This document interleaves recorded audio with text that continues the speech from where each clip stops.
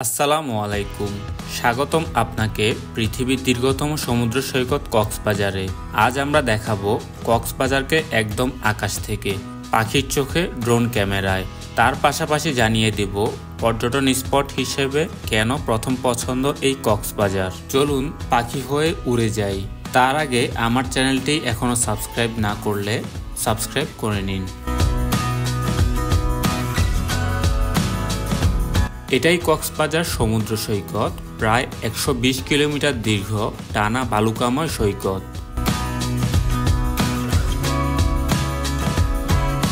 সকালবেলায় যখন সূর্য ওঠে তখন এই সৈকতের রূপ হয়ে ওঠে মুগ্ধকর।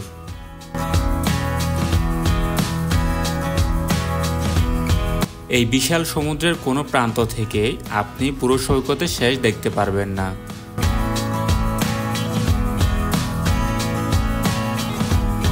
কক্সবাজারের সোনাদিয়া দ্বীপ ও ইনানি সৈকত এলাকায় বিপন্ন প্রজাতির সামুদ্রিক কচ্ছপ ডিম পাড়তে আসে।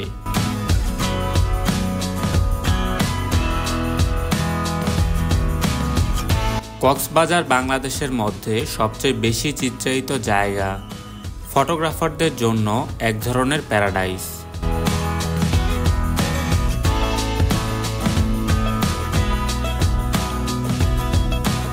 ইনানি, হিমছড়ি, রামু এই জায়গাগুলোতে আপনি একসাথে দেখতে পাবেন সমুদ্র, পাহাড় আর সবুজ বন, যা পৃথিবীর অল্প কয়েকটি জায়গায় দেখা যায়।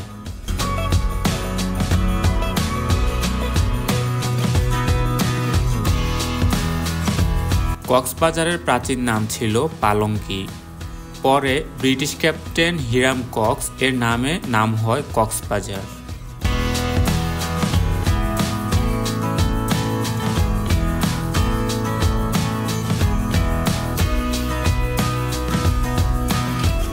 কক্সবাজারে প্রতি বছরে গড়ে 40 লক্ষ পর্যটক ভ্রমণ করে, যা বাংলাদেশের ট্যুরিজম ইন্ডাস্ট্রির 60%-এর বেশি।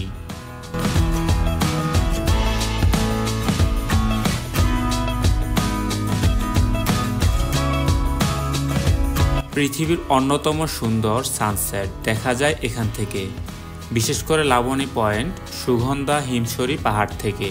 কক্সবাজারের একটু নিরিবিলি বিচগুলোতে দেখতে পাবেন জেলেরা মাছ ধরার অসাধারণ দৃশ্য। জেলেপল্লীরা আসলে সমুদ্রের সাথে যুদ্ধ করে জীবিকা নির্বাহ করে।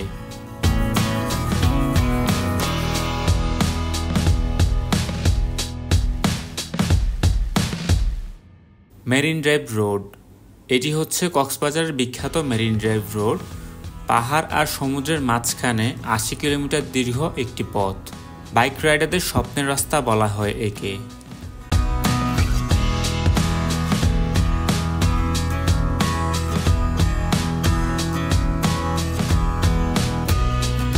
হিমছড়ি ও ইনানি। এখন আমরা পৌঁছে গেছি হিমছড়ি ও ইনানি এলাকায়। পাহাড়, ঝর্ণা আর স্বচ্ছ নীল পানি এই জায়গাগুলো প্রকৃতি প্রেমীদের জন্য স্বর্গ। ইনানি বিচের কাছেই কিন্তু রয়েছে নেভি জেটি, যেই জেটিটি মনে হবে সমুদ্রের মাঝে হারিয়ে যাওয়ার রাস্তা।